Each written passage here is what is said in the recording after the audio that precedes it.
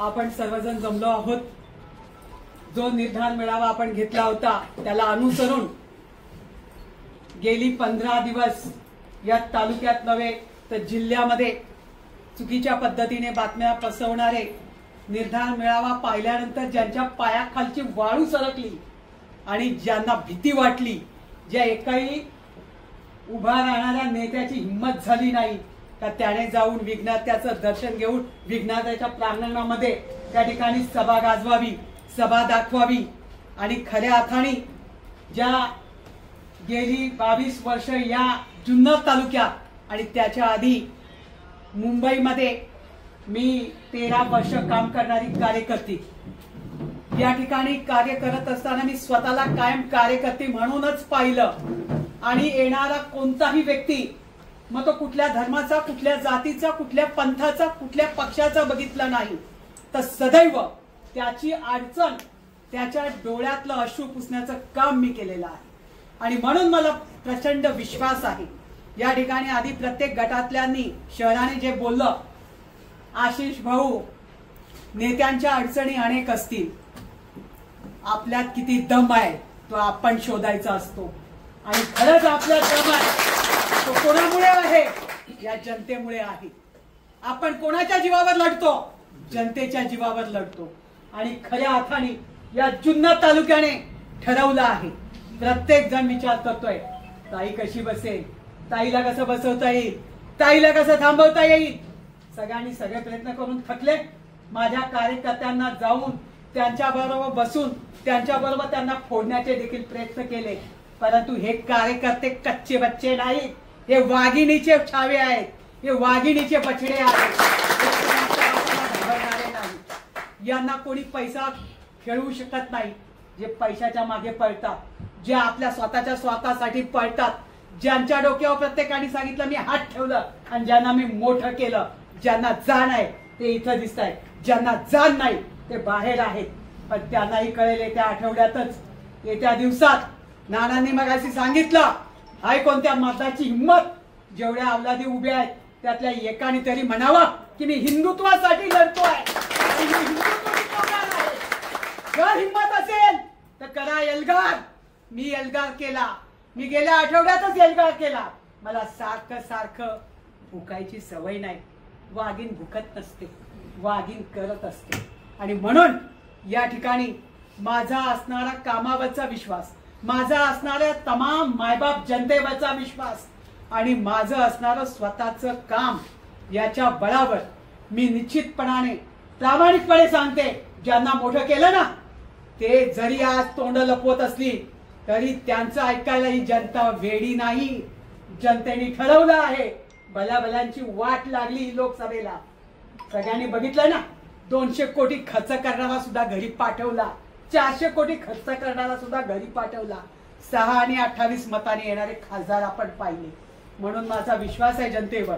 या तमाम जनतेच्या ज्याच्या घरातली चूल पेटवायचं काम मी केलं, ज्या ठिकाणी ज्याची मुलगी गेली त्याची मुलगी आणून त्याच्या घरात दिली, ज्या मुलीचा संसार होत नव्हता तिचा संसार मी थाटण्याचं काम केलं, ज्याचं लग्न होत नव्हतं त्याचं लग्न लावण्याचं मी काम केलं, ज्या ठिकाणी प्रत्येक गोष्ट महसूलमध्ये गेल्यानंतर नुसती तहसीलदाराच्या भेटीला 4 कामं घेऊन गेली तर 10 लोक मागे पळत येतात.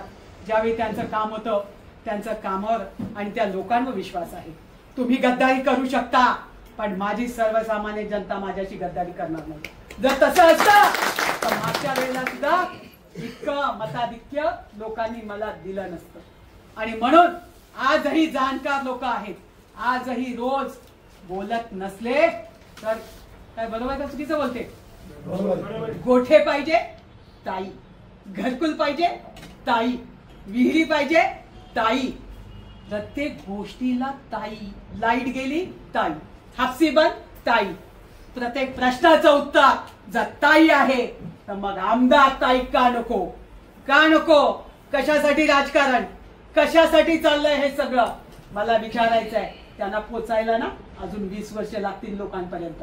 40-40 वर्ष खुर्च्या भुसवून सुद्धा त्यांना जनतेचं समाधान करता आलं नाही. माझा निलेश या ठिकाणी बोलला की आळ्याचे राजुरीचे प्रश्न काय रवी भाऊ कोणामुळे? कोण? तुम्ही स्वतः स्वतः खुर्चीवर बसून लाल दिव्याची गाडी घेऊन फिरलात, पण तुम्हाला न्याय देता आला नाही. देता आला का? एक हॉस्पिटल उभा करता आला नाही का? तर स्वतःचं हॉस्पिटल बंद पडेल ना, स्वतःचं हॉस्पिटल बंद पडेल. म्हणून आपलं हॉस्पिटल चाललं पाहिजे. ज्याला पहिली दिली ना त्याच्याबद्दल काय बोलतात लोक ते तुम्हाला सगळ्यांना माहिती आहे. मला बोलायची गरज नाही.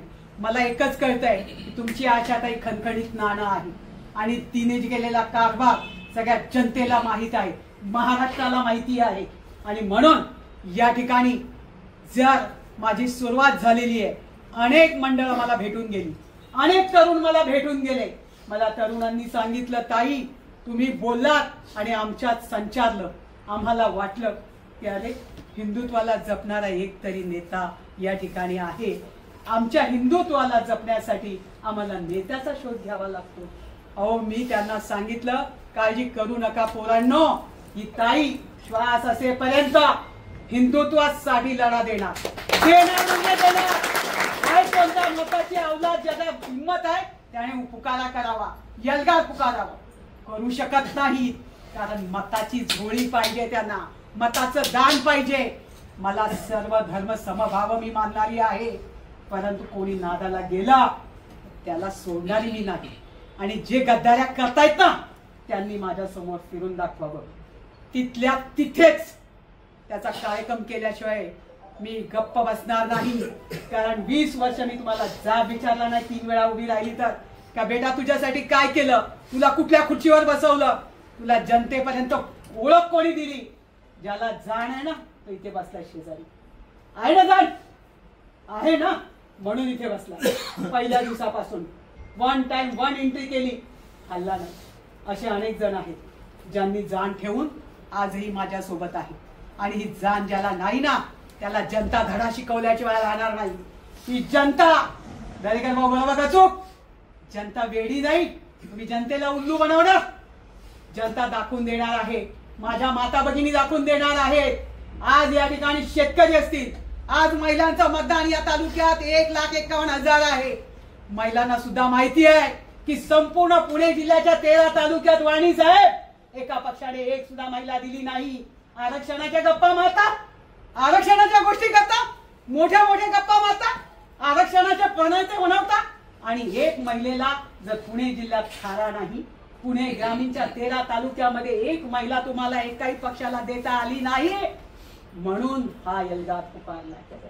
जर आम्ही आमची अस्मिता जपणार नसू तर उद्याची येणारी ही पिढी आम्हाला माफ करणार नाही. या मुली बाहेर पडणार नाहीत आणि ह्या कोणासाठीही मला द्या मला करा म्हणणार नाही. कोणत्याच क्षेत्रात जर महिलेचंच हनन होणार आहे, मी महिला हे पाप आहे, मी महिला हे चूक आहे. तुमची आई कोण आहे, जिजाऊ कोण होती? खरोखर नाना म्हणतात ते बरोबर आहे, छत्रपतीचे पुतळे उभारायचा तुम्हाला अधिकार नाही. तुम्ही छत्रपतीचं नाव सुद्धा घ्यायची लायकी नाही तुमची. तुमची लायकी कुणाच्या तरी पडदा लपण्याची आहे. तुम्हाला पदरच लागतो, पण तो देखील एका महिलेचा आहे, लक्षात ठेवा. ती कुणीही असेल. म्हणून या ठिकाणी याच्या पुढे माझ्याशी गद्दारी करणारा किंवा माझ्या हातात बरोबर नसणारा परत जर आला तर त्याला माफी नाही. याच्यानंतर निष्ठावंताची फक्त बदली लागेल. जो प्रामाणिक राहील, जो माझ्या सोबत आहे त्याच्या सोबत मला 100 कौरवांची गरज नाही. मला 5 पांडव बस झाले. 5 पांडवांनी इतिहास घडवला आणि खऱ्या अर्थाने दाखवून दिलं की 100 कौरवांवर मात करू शकतो. ते 5 पांडव तेवढे एक जीवाचे, एक दिलाचे आणि ते माझ्याकडे आहेत. त्यांना कुठल्याही प्रकारची अपेक्षा नाही, कुठल्याही प्रकारचा लोभ नाही, भाव नाही. आणि सर्वात महत्वाचं माझं गाव माझ्या पाठीशी, माझं गाव माझ्या पाठीशी. किती काही झालं तर गावाची साथ लागते.